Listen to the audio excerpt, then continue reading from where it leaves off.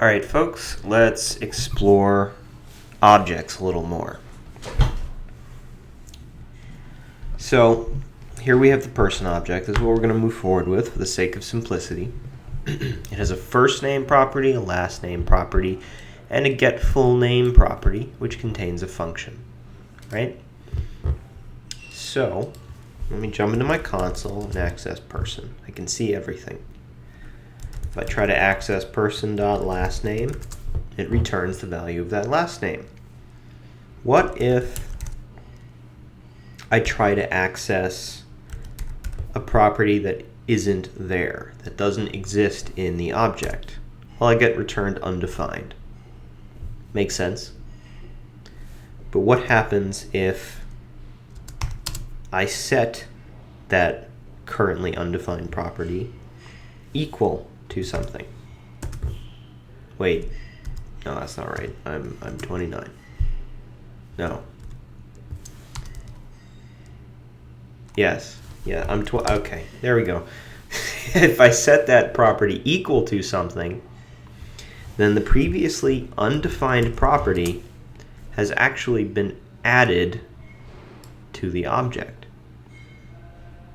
So in this way, we're capable of creating, giving value to, and adding properties to objects on the fly.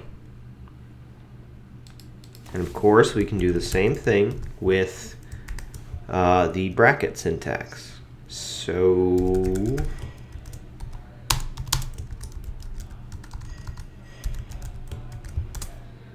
just like that. Now again, if I access the person property, it has an additional property. First name, last name, get full name, gender, and male. Okay, so we can use either of these syntaxes to add and create properties and values on the fly. Okay, that's the takeaway so far. Of course, we can also do this with functions. We can create values which contain functions or methods on the fly. All right, and the other thing that I want to talk about with regards to objects so far is last week we started sorting objects based on the value of one of the properties inside those objects. So sorting an array of objects based on one property inside each of those objects, right? A common thing that I see students try to do unsuccessfully is loop through objects as though they are arrays. Well, the most fundamental reason why that doesn't work is because objects do not have a length property. And that length property is pretty essential to looping through objects. In addition, objects do not have an index. Indexes. They do not have indexes. These two things together are essential for looping through objects using a for loop, are essential for looping through arrays using a for loop. Pardon me.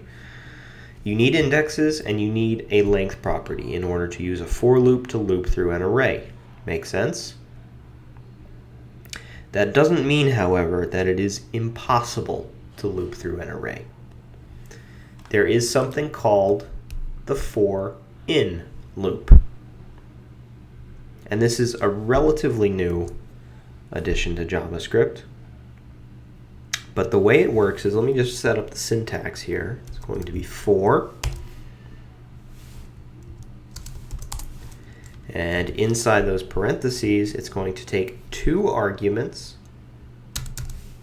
And those arguments are going to fall on either side of an in keyword. An in keyword. And the way these arguments usually work are something like property in object.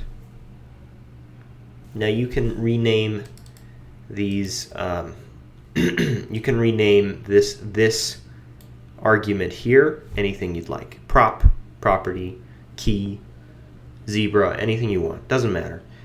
This can be a name which you make up. In, however, should refer to the object you're trying to loop through. So let me comment that out. Just keep it there for reference. And let's try looping through the values, the properties, or the keys, as they're sometimes called, in person. So I'm going to do for prop in person, and then let's just console.log prop. As simple as that. Okay, so each prop is going to change value every time this loop runs. We don't even have to define how many times this loop runs. It will automatically stop when it runs out of new values for prop. Okay, so it's much easier to set up, in fact, than a for loop. And frankly, it's easier to understand. Prop is going to have a different value each time the loop runs. But first, let's just see what comes up. Okay, so we get first name, last name, get full name, which means the first time this loop runs, prop has a value of first name. The second time this loop runs, prop has a value of last name. The third time this loop runs, prop has a value of get full name. If we had additional properties, the for loop would continue to run, for in loop, pardon me, would continue to run, and prop would have the value of those additional properties. Or rather, the value of prop would be equal to those particular properties. Now, do you notice anything weird about what came up, though? We did effectively loop through the properties of the object, but if you noticed, what returned, the value contained in prop, is actually just the names of the properties.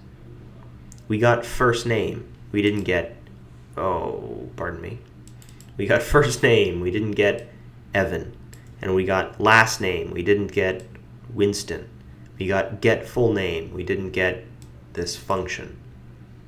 Okay, so prop actually returned the keys themselves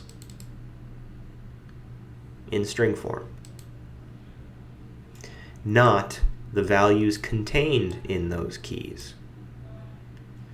So how do you think we can change the code inside this for in loop to access the value contained in those keys as opposed to the names of the keys themselves? Well, this is actually surprisingly difficult to wrap your head around. Or rather, it's very easy once you see it, but to figure out how to get there is quite difficult. The answer is, instead of console.logging prop, we're going to console.log person square bracket prop. And that returns the values of each property one after another.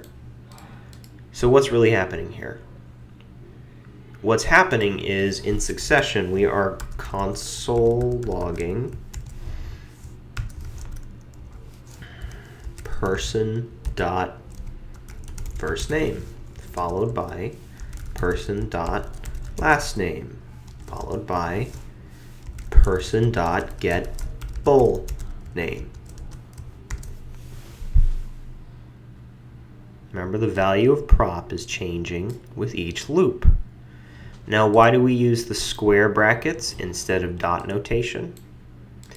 Well, once again, if you don't recall, if I use dot notation here, then all that's going to happen is the browser is going to look for a key or a property that is literally called prop inside of person. So let's try this. See what happens. We should get undefined 3 times. There you go. Undefined 3 times in a row. Now, if I added a prop property, this is a red herring, then we should get, this is a red herring, now 4 times, because we have 1, 2, 3, 4 properties. Okay, so if you want to sub a variable name or a dynamic argument in for an object property, if you want to insert something dynamic in code which otherwise uses dot notation, you're going to need to switch to that bracket syntax. But just like that, something as easy as this, we are now able to loop through all of the properties of an object, properties and their values. Last thing is we're still getting this weird function for get full name. It's not actually executing that function, which is not as useful to us. It's not as valuable to us. Let me get rid of this prop. What we want is to see Evan, Winston, and then the value of get full name. So whatever this would evaluate to. So how can we do that? What we're going to need to do is check in each run of this loop if prop contains a method. And if it does, we're going to execute it. Okay, so how can we do that? First of all, I know this straight up console.log person prop is going to be in my else statement, because this is what's going to happen if prop does not contain a method. We can just log it. Good to go. But if the type of prop equals, oh, sorry, this should be person prop.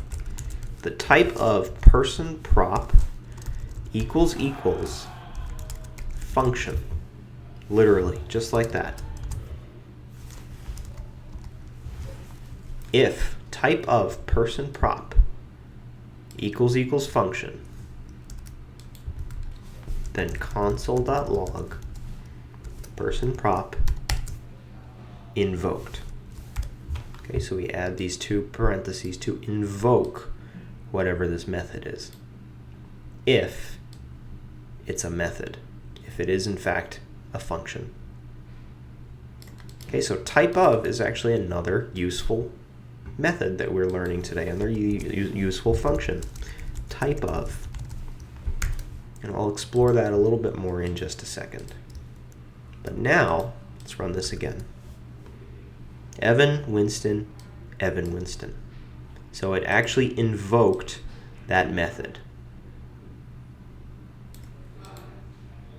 Okay, so hopefully that was helpful. For in loops can be a lot of fun. There's more to them, but we'll explore it little by little.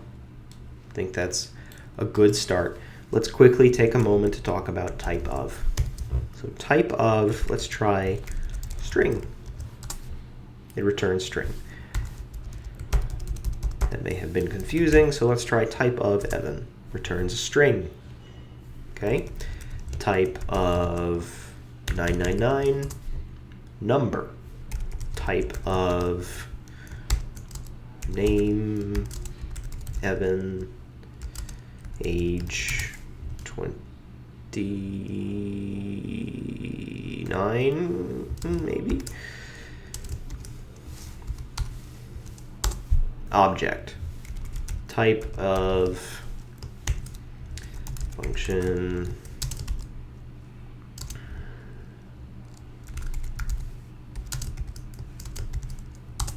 Function. Okay, I think you get the idea.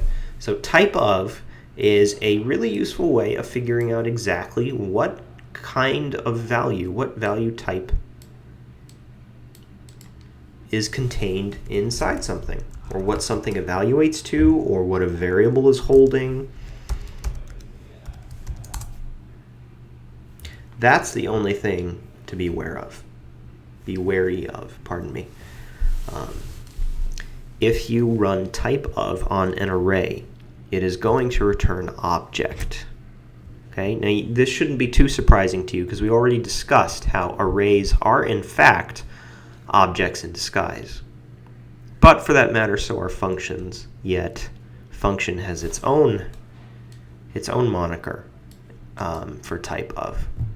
So this is the only thing to watch out for. If you run typeof on an array, it's going to return an object, or it's going to return object.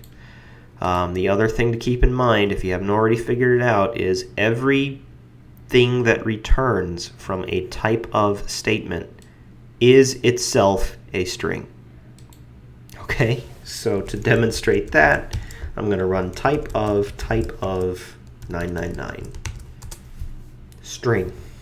Reason why is because this evaluates to this number in quotations, which is, of course, a string. So two little things to keep in mind with using typeof. For in is the major takeaway. Function methods is another big takeaway. That's it.